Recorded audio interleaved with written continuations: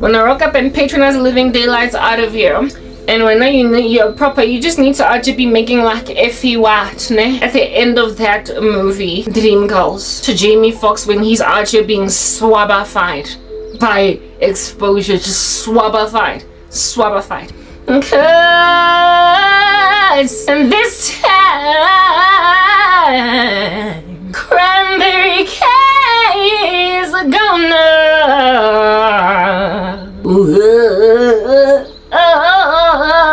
she's gonna win.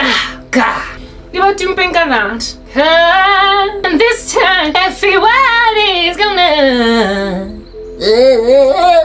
win. Christ will enable you to overcome these zinjas that wanna sing you a love song. They want you to know it's for real. Yeah, they want to sing you a love song after singing you a death song, a dirge. They were literally about to go and attend a funeral. Okay? At some point, they would have attended a funeral. What's going on over there? At some point, they would have gone to your funeral. Like little dogs, out here barking at your funeral, hopping into the casket as it has been being lowered, getting all dusty and everything, messing with their manicure, their pedicure, and their new face beat. That weave be out falling on your casket the way she's so theatrical at your funeral. That rando now wants to sing you a love song. She wants you to know it's for real, even though at some point she was going to sing you a funeral dirge and do a speech at your memorial. She wants to rob the evidence that she was the real deal that lasts forever, but it became clear that she's a saboteur. Hey, and it's obvious that if you didn't survive, she would have sung a dirge for real. She is never going to be true to you, especially considering no apologies coming forever. Bread butter on both sides. Hey, look at you go. Eh? Bread butter on both sides. Is that what we're doing, sister? Alright, I see it. I observe it with my 2 eyes. I gaze upon it with carefulness, and then I spit it out. Spit it out like the pips in the middle of an orange after you chew it. It's all good. Your leftovers, you're on the side. That's what's good. They unleash live rounds into your body.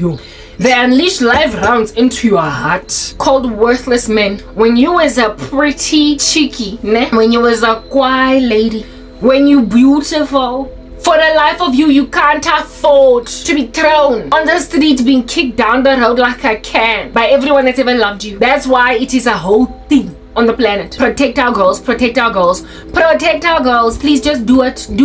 Protect our girls. And God forbid, should this girl be beautiful and then you throw her in the street anyway and you don't protect her, because then you have literally cast her headlong at the mercy of crazy laddie-da. We like to party, we don't cause trouble, we don't bother nobody. Snoop Doggy Dogg rubbish men. Rubbish men. You literally go and they take your daughters, your sisters, your mamas, your aunties, just any random female in these streets, and even though they were born all cute, when they smile everybody be like, oh snap, isn't she lovely, isn't she wonderful, isn't she lovely? Yeah, everybody, when you smile they say that. When you mal away, and then your whole cousin set, your whole brother set, your whole sister set, your whole tani oma upa set, like literally anybody that can love you, your best friend, they then throw you on the street. Ha! Mal away. By it, this time around is gonna be some rubbish of a winky.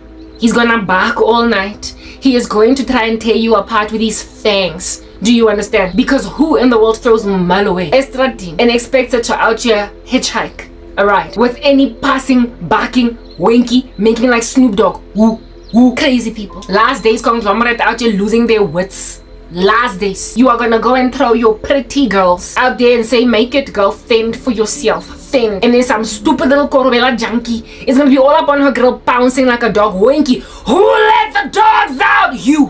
You put dogs on females. And Jesus has this to say, leave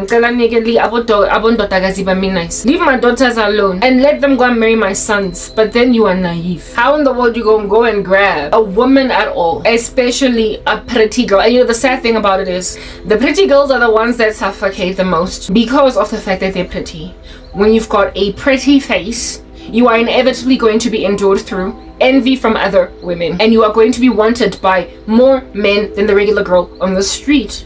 So therefore, the only way to protect a pretty woman that gets shelled by everything in the office is to have her back. But in 2025, it's the last days. They are perilous. Men are lovers of themselves, lovers of money, boastful, proud, disobedient to parents, unthankful, unholy. I could go on. Rubbish. People are just nonsense. So the love of people growing cold throws women at the mercy of crazy people. It's written in God's word that anger is overwhelming and fury is a flood. But who can stand before jealousy? Knowing therefore how utterly devastating worthless men can be in the lives of women, how a man can literally, just by mere virtue of being rubbish, a hoenki, Snoop Doggy, Laddy Daddy likes to party, after looking at the mirror of which is a sangoma, perpetually just double-doubling 5 minutes at last, and the mirror tells him you are her husband, even though she did not ask for that random kind of rubbish husband. Husband, you know what happens when a worthless guy rocks up in the life of a woman? If he doesn't steal her beauty, he steals her virtue. He steals her character. Worthless men make women evil, and in worst case scenarios, even ugly. Because the woman will actually be turning to drugs. She'll be either turning to alcohol. She'll be either turning to cigarettes. She'll be turning to anything that can literally take away her beauty, her glory over the years. Age does not make a woman lose her beauty. It doesn't. There are older women that you can still see with you. She must have been quite the lechadima on the camera. It is not good getting older that steals your glory. It is in life that steals the glory of a woman. And a worthless man is freaking life, y'all. Get life with a capital L, like a hospital, like Port View life, like Netcare life. He's a hospital because the woman is always just bashed and battered. And to cope, to deal, you will do what it takes. You will ravaza yourself with prostitution as a woman, albeit claiming to be a working mom. You will sleep with men and jefela just to maintain abantwana that your baby daddy abandoned taking care of. You will get mean-spirited, horrible. Like I said, you will end up taking substances until when you get to 45, 50. People will literally blame in age can ravaza a woman. People will get to the age, you will get to the age of 50, 45, 40. And even though nolele khadima, lightning strike, after bringing some trees down, burning a whole neighborhood, even though you were that thing, people will be like, yo, hi, Shem.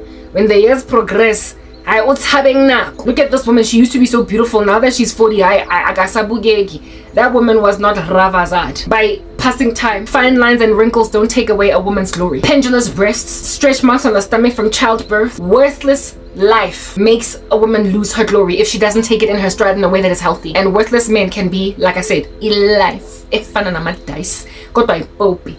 hard knock, hectic. Will give a woman such hard knock life experiences that her beauty will look like it was taken in jefela by iskati. But I'm living proof of the fact that time on its own is not enough to ravza a lady. Time on its own is not enough. I mean, listen, women, Yazin, I need to pee. I am so praised. Time on its own is not sufficient to truly take away a woman's glory. Nonsense that you respond to with nonsense.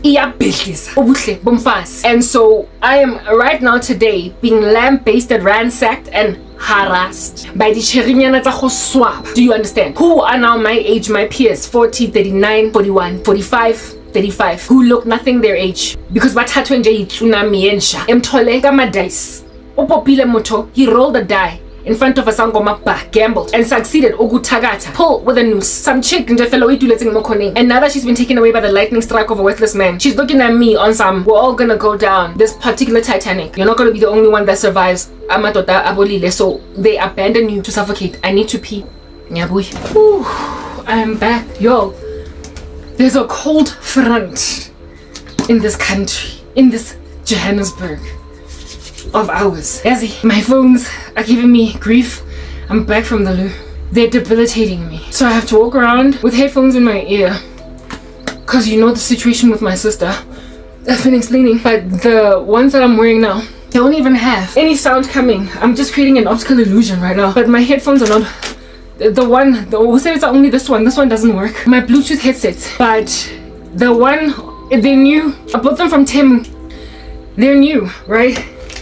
Being as new as they are, they're supposed to work. But from the moment I opened them, from the very instant that I opened them, the one on the right ear, this one, would only play for like 20 minutes to half an hour and then just stop. Like it would go off, like tell me that battery's low. No matter how many times I would charge it, it would tell me battery's low. Essentially there was a factory fault. We're not working from the get-go. Only the one on the left was working properly. Now it's completely dead. The one on the right is gone, like altogether. There's no more it functioning. So I only have this ear. And imagine when Bluetooth headsets, or at least the ones that I got from Temu, these ones, when Bluetooth headsets, when the one side is the only one functioning, you will know if at all you have dealt with Bluetooth headsets, and it appears the technology is like that across the board, across all of them. It doesn't matter. You will know that if they're both not on, the sound quality is always going to be compromised. You cannot basically full blast. You can't go full volume to drown out any noise around you, because I guess it's a protective mechanism. Maybe they got advice from doctors when they were making them, so that if at all the one side dies, the volume of the other side will be really low, so that no matter, even if you like go to the nth degree to increase the volume on the other side will all be very, very, very low. Yeah. So essentially the purpose for which I personally have these Bluetooth headsets is now defeated, because I can't drown out noise on the periphery. I have to rely on, right? I can only lean and rely on, at this particular juncture, I can only rely on, I'm sorry, I am distracted, I'm trying to do edits at the same time, on the optical illusion that there's like loud music in my ear. So the person who keeps on afflicting me with strange stimuli coming on the outside will think that it's too loud for her to say anything to me that's nasty. So for those reasons, she just keeps quiet anyway, because it's pointless to speak. There was a time when it was pointless to speak, but now if she were to say something mean, I would hear it. The malfunctioning of my Bluetooth headsets has cost me. Listen, I'm getting to a point, y'all know I'm full of analogies. I have an iPhone that is now literally, one second, I actually want to go and grab that iPhone to show you what's alang. So a lack of understanding as to what in the heaven I'm talking about is not really going to do anything here for anybody. So where did I put that iPhone? Here it is. There is somebody that I live with, my sibling in particular, that every so often speaks vitriol to me out of the blue, fella, unprovoked. Oh, what nonsense. Do you understand? So my solution has been to walk around with headphones in my ear, with music playing at the nth degree, and in particular gospel music, because it affects her terribly, because she's demon possessed. So given that she's got a demon possession issue, like it is so cold that I feel as though at this point we're cute for what? All right, it's yeah, the demon possession is so exquisite that gospel music really, it helps. It goes a long way. She tends to avoid harassing me in that state, because if I ended up humming gospel music as opposed to it just listening to it in my ear, she then gets especially afflicted. So she mustn't poke and prod away at me, because then if she pokes and prods, I'm gonna hum gospel music or even singing it out loud, and then she's gonna be even more frazzled because her demons are acting up. That's what's going on. All right, so that solution has been working for me for a season. And in the beginning I started out, I'm sorry guys, it's so cold, like I probably keep like, remember the 21st of May? Yeah, that particular day in Johannesburg, you would know, well, it was a monster. Okay, the way the whole thing. Anyway, whatever. Yeah, cool beans, I'm anonymous. Initially I started roaming the streets of Earth with these headsets, right? It was wired headsets, or wired earphones. So I walked around walking with wired ones, but then I graduated over to Bluetooth headsets, because it just was, I didn't think that I would need to move over to a more sustainable means of blocking out noises, because I thought she would stop, but then she continued to harass the living daylights out of me. So I needed to find something more sustainable.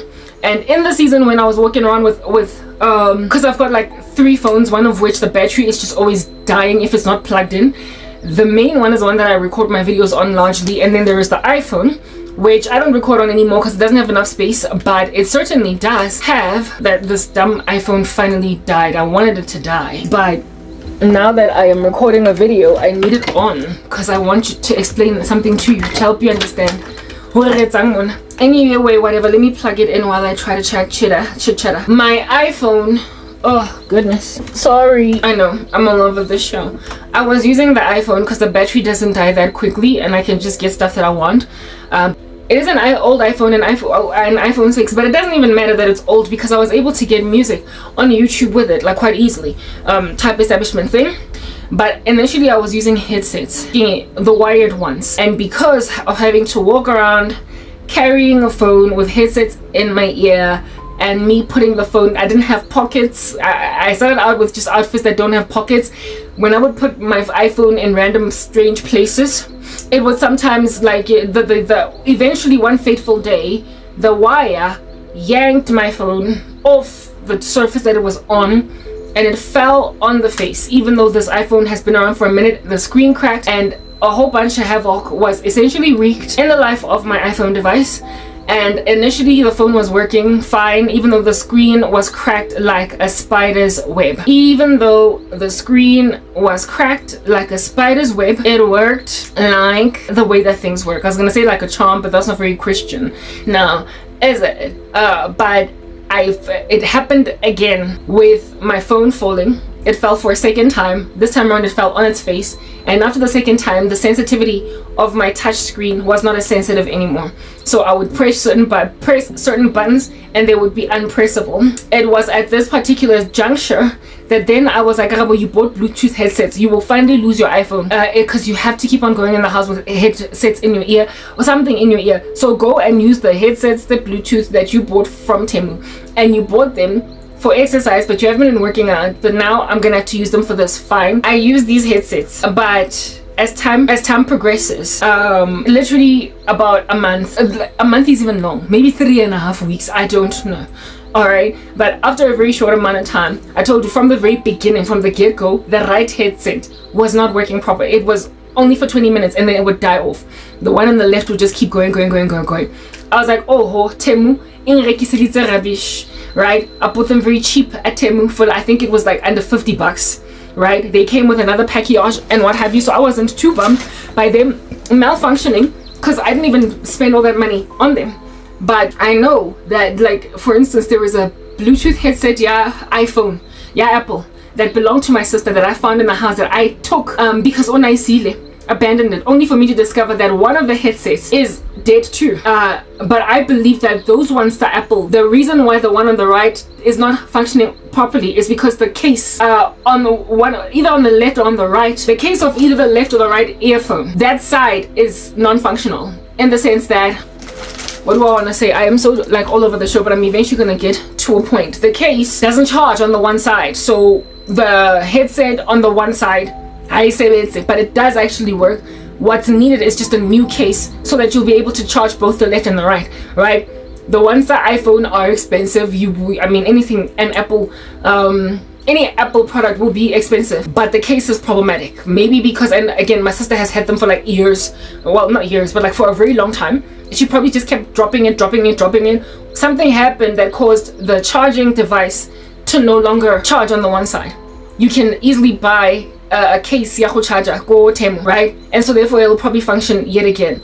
But it made me feel like go to the Bluetooth headsets in Jeffela, one of them will always go awry, or both of them, they're not going to work properly. So if you want them for the purpose that I need them for, you need to buy them expensively or what not, right? Eventually, after using these for a good enough season, for like under a month, for crying out loud, the one side just dies altogether because of the one side dying altogether. So during the season when I was using the Bluetooth headsets, I would then take my iPhone into the house and just put it somewhere safe where it won't fall, like in the kitchen cupboard while I walk around doing my thing while the music is playing in my ear. The one side dies. I need both sides to be playing so I don't get insulted. So I go back to headsets, to earphones, wired ones, and this time around I use these because my mom gave them to me the other day. I found them in her bedroom and then she just gave them to me. So now I'm using these so I don't have to unplug the ones in my computer from the computer, because my iPhone, my pad, my Mac is old, and so sound doesn't come out of it properly anymore unless I put headphones in. So now I keep those in the Mac, because if I take them out of the Mac every so often, you will find that the one ear high sound or whatnot, so I have to just leave them in that position, otherwise I'm gonna have to restart my computer. So finding these alternatives was good, and this one is a little bit longer even than the other one. This one is a bit longer even than the other one over here. That's what's good. So I went back to wearing like a particular jacket, a particular hoodie that has pockets in it, carrying my phone in the pocket, in the hoodie type establishment thing, with these going. So that protected it from falling, and I was walking around almost like I had Bluetooth headsets on. But the present outfit that I'm wearing now, this here jacket, this is the one that I've been wearing. It also has pockets, but the pockets are a lot shorter. They're not like the one in the hoodie. Therefore, one of the days when I had my headphones in and my iPhone was in my pocket, when I went down to pick something on the floor, it fell on the ground. This happened twice. The first time it happened, it fell on a carpet, so nothing was giving. The second time it fell on the floor yet again on its face. And this time around, when it fell, the first time it cracked, my screen looked like a spider's web. This time around, it's gone. My iPhone is completely gone. Gimo, it charges it to a decent level. This is what my iPhone screen looks like. This is what my iPhone screen looks like now.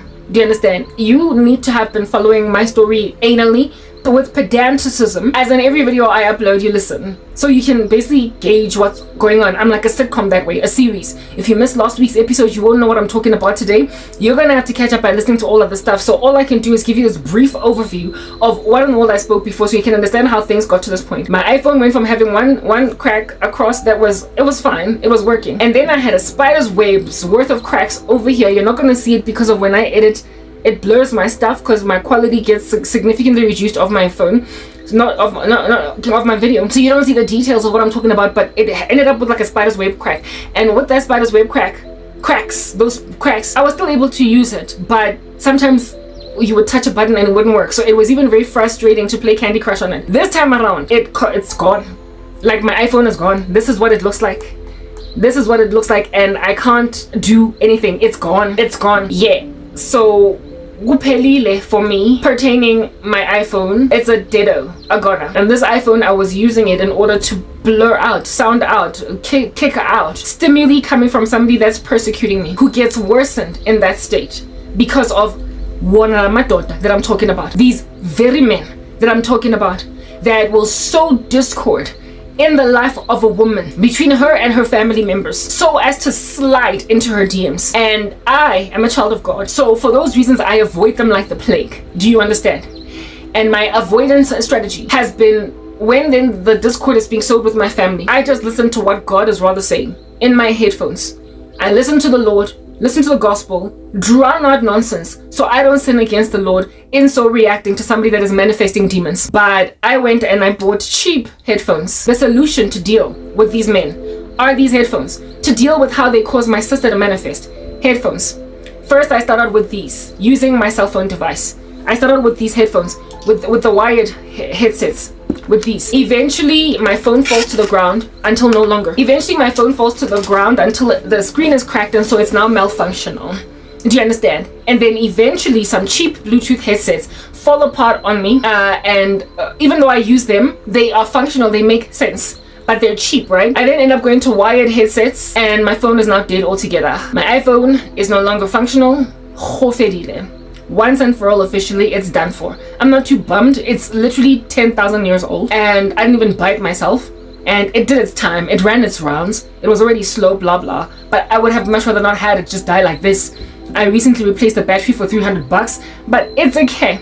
I now have that other phone, another Android over here. Mara, this one I'm scared. I was like, I can't lose a second phone because I use it to edit. I am backlogged, whatnot. I got work to do. I am working for Jesus. That's my mission. Do you understand what I'm saying? So I can't afford to lose another phone. And I want a tablet from Temu. I don't know if I'm ever gonna get it. I've got plans, and all my plans are they revolve around God Almighty, and I trust Him to enable my cause. But I remember earlier, because I woke up from a nightmare where I'm being followed by dogs and they're being helped along by my family, I grabbed these headphones. This time only one ear works. There was a day when that phone that is presently exporting content fell, and I was like, I'm gonna lose that phone the way that I lost my iPhone. I am going to lose that phone the way that I lost my iPhone. So, and again, the battery dies if it's not in the charger. It has to be always in the charger. So the battery dies really quickly if it's not in a charger. I was like, I need that phone so that while I'm recording videos, I can at least be at the same time editing. If at all, the application on which I edit is only available on mobile, and I can't do it on my computer. I'm backlogged. I need to be able to constantly be working so that my work can get out there already. Everything I do is for Jesus. Do you understand what I'm saying? Yeah, so I realized that I cannot afford to lose that phone. I decided that I'm gonna go back to using the headphones, and that I'm going to have to just accept that the one side doesn't work. And now I have created such a strong illusion, if you will, or a strong view. There was a screen over me when I walk in with headphones in my ear that there's loud music, and so people can't hear. So I can't hear people. Therefore, because of that, just based on the psychology alone, that I'm very likely with very loud music in my ear, this person doesn't bug me if there are earphones in my ear.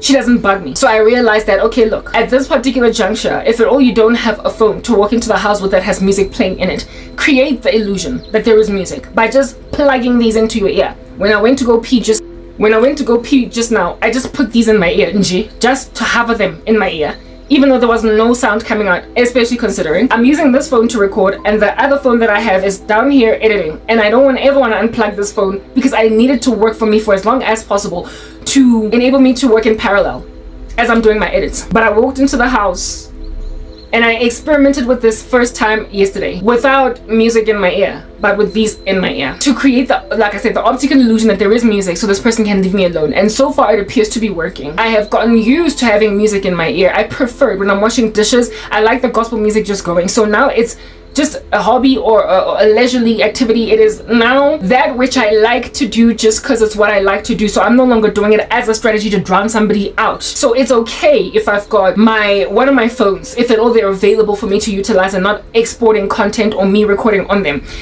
for me to have them chilling in the kitchen cupboard with one of these headphones in my ear, knowing that only one of them works.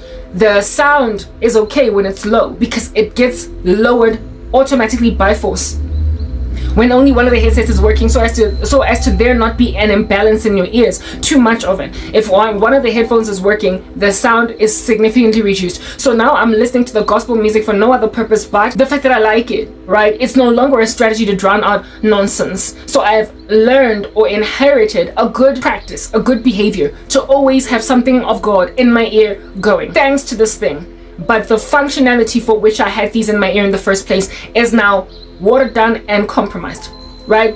It is a goner. So if this person decides to manifest on me again, I'm just gonna have to take in my stride that I don't have music in my ear or in my one ear, right? And I can't even pump it up to the point where I won't hear what's coming in on the other side. I'm just gonna have to deal or travel with the one phone that does work. Listen, this phone the one that I'm recording on doesn't even have that plug point that you can use with wired headsets. It can only work with Bluetooth. It's ridiculous. So I'm presently trying to literally procure Bluetooth headsets again from Tim that are not going to die off on me or whatever, or come with a factory fault or give me grief. That's what under heaven it is that I'm presently trying to do for the sake of drowning out persecution. But listen, when I was in the house earlier listening to music on one earphone with both of them plugged into my ear, however, from the cell phone device, the frustration that I felt with this being nothing coming into this ear but something coming into this ear made me say this as I was washing the dishes. It made me say this. It made me say, these Bluetooth headsets remind me of the kinds of little Snoop Doggy Dog, Lottie Dottie, we like to party, we don't cause trouble, we don't bother nobody, we are. Yeah, it made me it made me say that these headsets remind me of those freaks. They remind me of those men, right? In the sense that it is a solution to eradicate something painful in your life, something that's harassing you, something that's afflicting you. But in literally 2 seconds from the time that you employ this strategy, it's gonna fail you. It's gonna fail you. And everything that you will have tried, do you understand? To eradicate whatever stimuli of pain coming into your life, everything you will have tried will have also at some point failed you to a point of something breaking in your life permanently that you needed, that if at all you did not humor or accommodate nonsense of sorts in your stride in the first place, you wouldn't even have this problem. The manifestation of my sibling, of my family, all of these demons and them, I once had a dream and it was quite disturbing, of my older sister, the one that harasses me like this, a prostitute at a halfway house, like these Woonstels, these townhouses, these communas, these prefabs where pimps house prostitutes, where it is that like proper, it's not like a brothel, but a block of flats or some prefabs or some Wendy houses in a community where pimps have taken prostitutes off the street and then put them in these as their own unique houses. But these women are always to be at their door every single day whoring, and then a portion of their pay goes to the pimp, and they are heavily surveilled. And I had a dream where my sibling was one of these prostitutes and drunk and staggering about like the way that she does on a daily basis here. She was sent on yet another mission asabat by her pimp, but because she was held hostage, she had to basically go straight to work. And when I looked in the surrounding environment, it looked like not so much a whorehouse or a brothel, but a whore like village, a horror community, like a block of flats dedicated to housing prostitutes. Like, there is a movie that Salma Hayek acts in. It's quite violent, and I don't pride myself in having watched it at all. Like what is, I've, like, of course, left Netflix and everything. I've walked away from allowing myself to consume random crazy content. It's extremely violent. It's like extremely violent. Like, you see some imagery there that is just out of this world, horrific.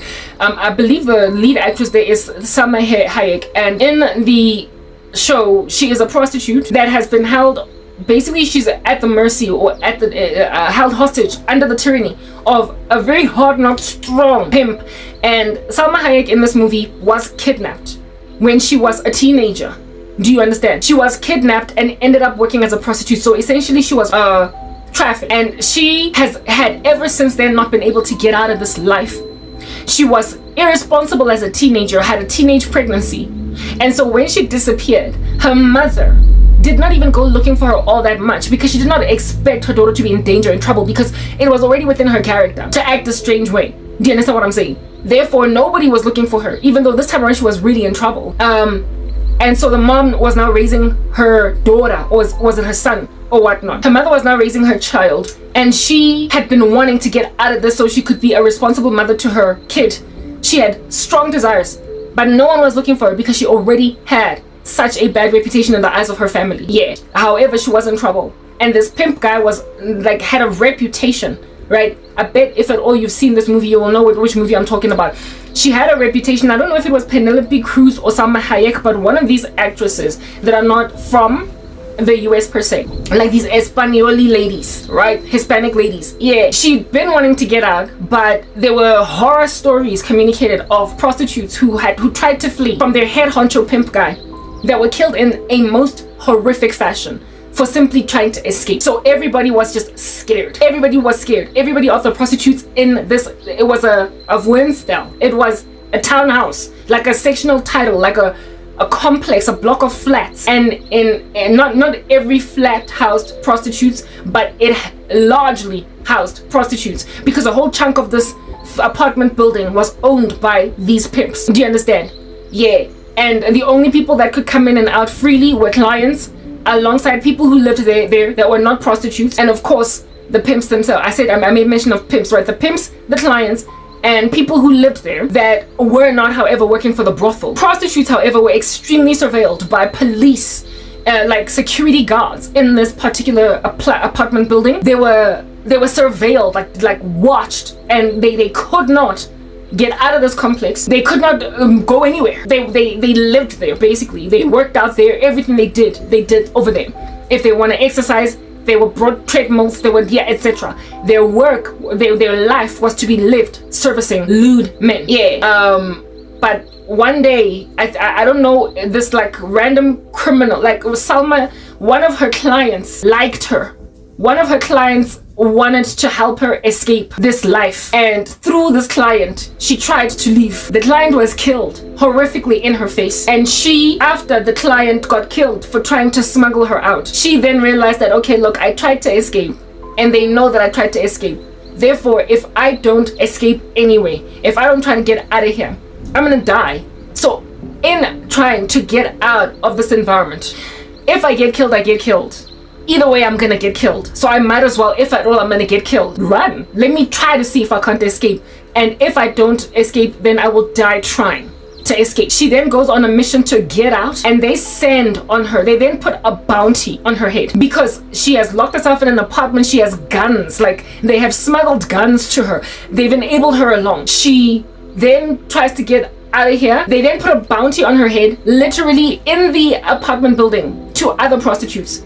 Other prostitutes are told, I will give you $10,000, $30,000, whatever the amount of money is, if you will kill Salma Hayek in unit 33 on the 7th floor.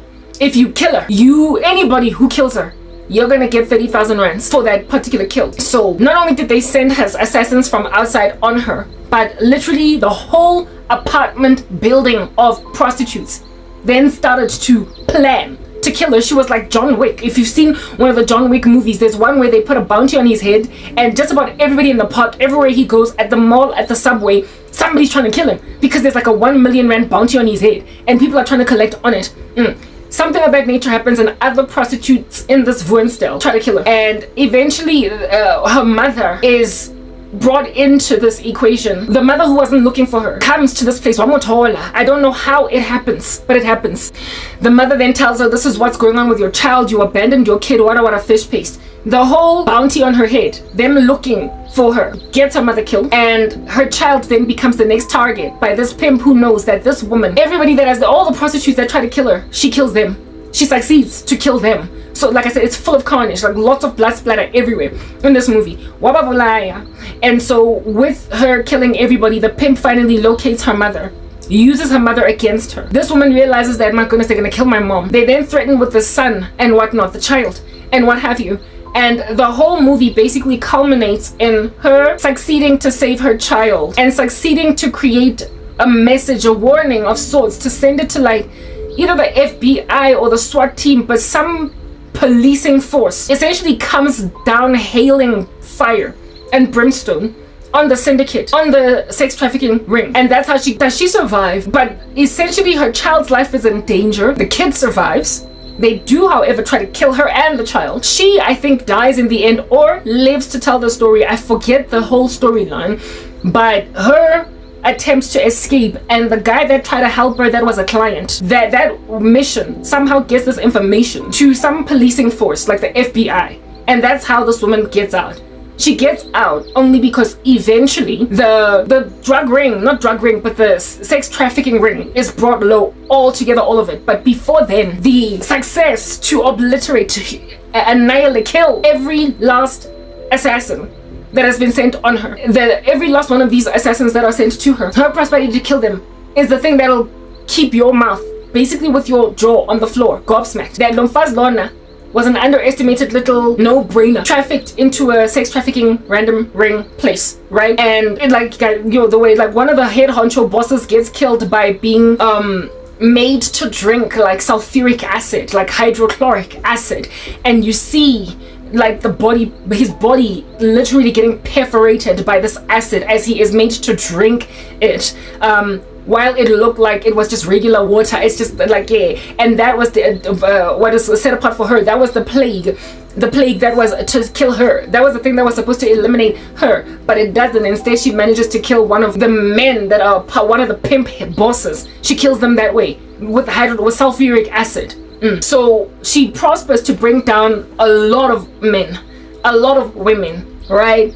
But she never would have gotten out of there if essentially the whole syndicate did not come crashing and burning. I once had a dream where my sibling was essentially one of the prostitutes, if you will, in an establishment of that nature, living in a Woonstel of that nature, an apartment building of that nature, and she was sent on me, just like with Salma Hayek in that movie. She was sent on me, but like the way that they sent on Salma Hayek other prostitutes, like other trafficked women in that building. They gave her a bounty. They gave the prostitutes an incentive to find this lady and kill her, and even one of her friends that she was tied with in there tried to kill her, type establishment thing. And she kept on while this syndicate was being unraveled, investigated by the SWAT team and the whatnot. While all this was happening, her only way to survive was to essentially just keep killing from this apartment where she was at. Just keep killing. Then they used her mom against her, killed her mom,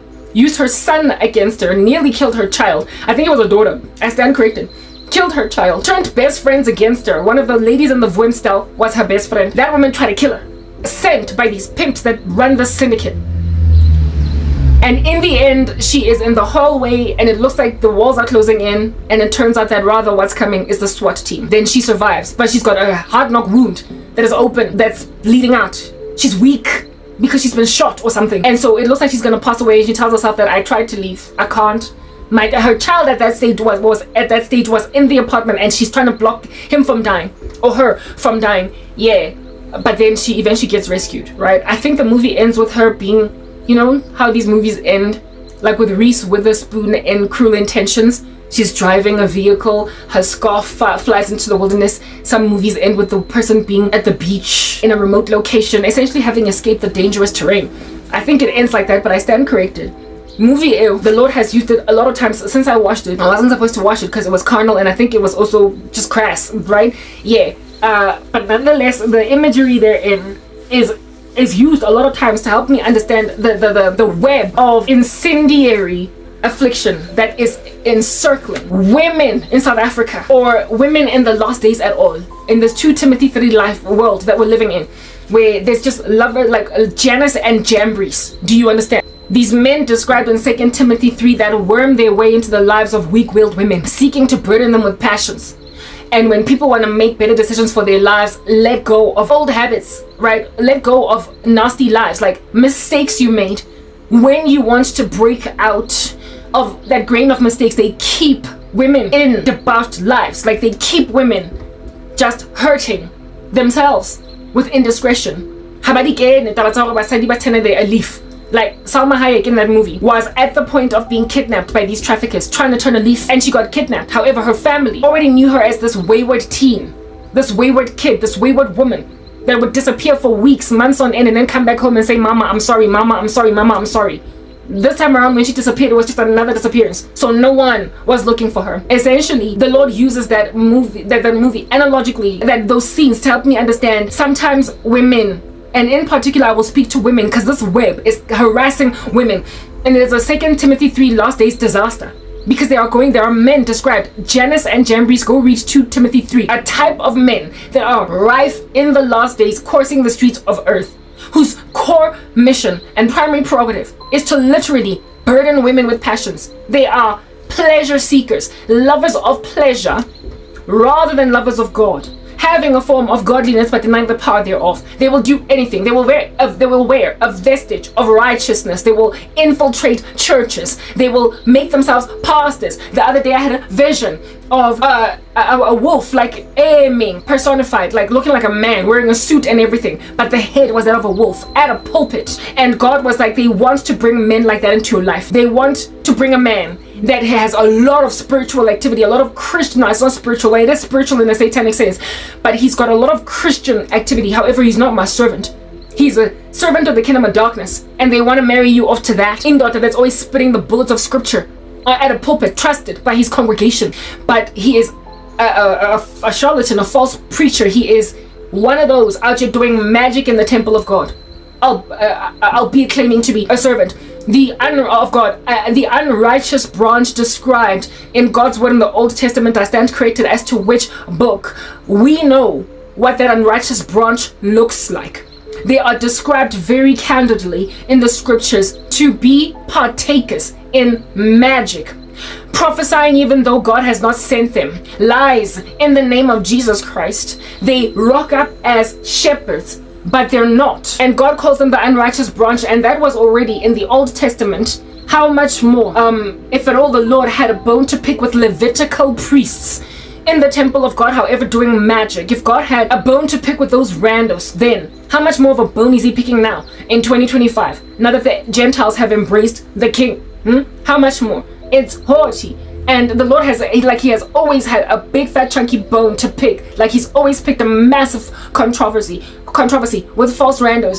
And these false randos, according to God's word in 2 Timothy 3, in the last days, they essentially culminate to a height of causing women to end up essentially low-key prostitutes by any means necessary to get their lives dead, to get anything dead, to move any structure.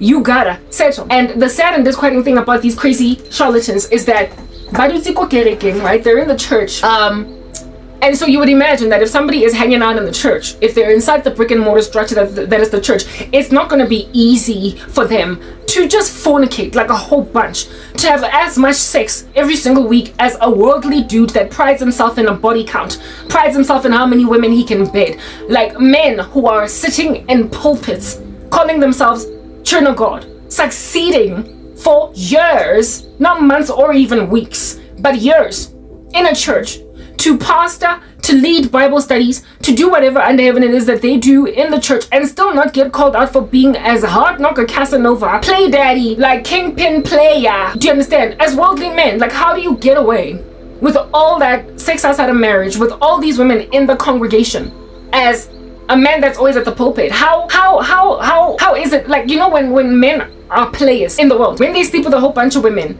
they tend to have a reputation. And any woman that allows themselves to go out with these players are literally putting themselves in harm's way with informed consent. They are aware that they're dealing with a Casanova. There isn't a single player. Like, for instance, when I was like 17, dated one. I dated some dude that was literally in and out, almost like Ulala Scotch. I'm in, I'm out, I'm in, I'm out. Do you understand? Like random women per week. Like, I once happened upon text messages in his phone because he let me read it because I dumped him, and he was like, since you're dumping me, fine, you can read my texts.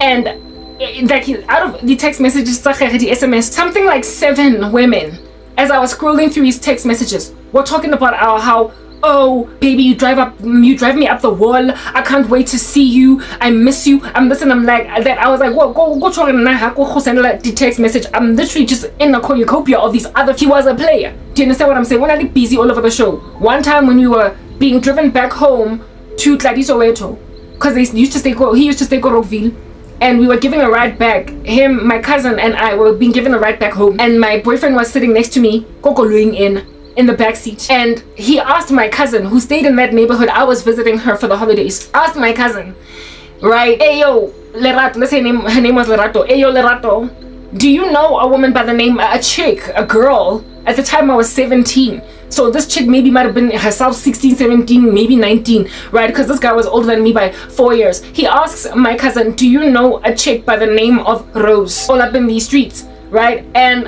right in front of me, and my cousin is like, yeah, I know her. And this guy literally asked my cousin, do you know her exact address? Do you know where she stays exactly? In front of my cousin. When we got home, my cousin was like, I'm so sorry that fool literally asked me about another woman with you there in the car. Going home, naive little 17-year-old girl out here so whipped over a dude that you don't care to call him out for nonsense. Well, when I started dating this guy, I knew that he was all over the show. Not only did my cousin let me know that busy all over the show, I knew that he was all over the show. I knew that when he's not with me, and some other people. There was one New Year's Day, New Year's Eve, when my cousin and I basically went there to go and party with them over New Year's Eve, and they ditched us for some other women. We had to walk back home to Soweto, from around the Dlamini Rockville area. From Mapetla, sorry, that's where we were. We walked back Busihubo by New Year's Eve because they ditched us for some other chicks. Thank God, no rape, no nothing happened. But our feet were literally near on blistered because we didn't have a ride. It was late at night, New Year's Eve. They were breaking into Happy New Year 5, 4, 3, 2, 1, and I saw the chick that telling ourselves that we're gonna surprise our boyfriends. Some other chicks, and so by scapa there, they just gapped us. Right? I still what do you call this thing? After that incident, that event, next weekend or weekend thereafter, I was with him. This dude, I was fornicating at the time, asked me, seeing as you're my medi, seeing as you're my main chick, literally spoke these things. Like, a guy say to you, since you're my main chick, like that level of arrogance. He was like, since you're my main chick, you and I should stop using protection. I was like, you're all over the show. I'm very young. I'm not gonna go contract anything from you. I don't trust you. He was like, how, you don't trust me? I was like, Vele, I don't trust you. I entered into that establishment aware that kitolale rubbish, kitolale dogo mona wa go ke bophi wena, mona wa go ke dogo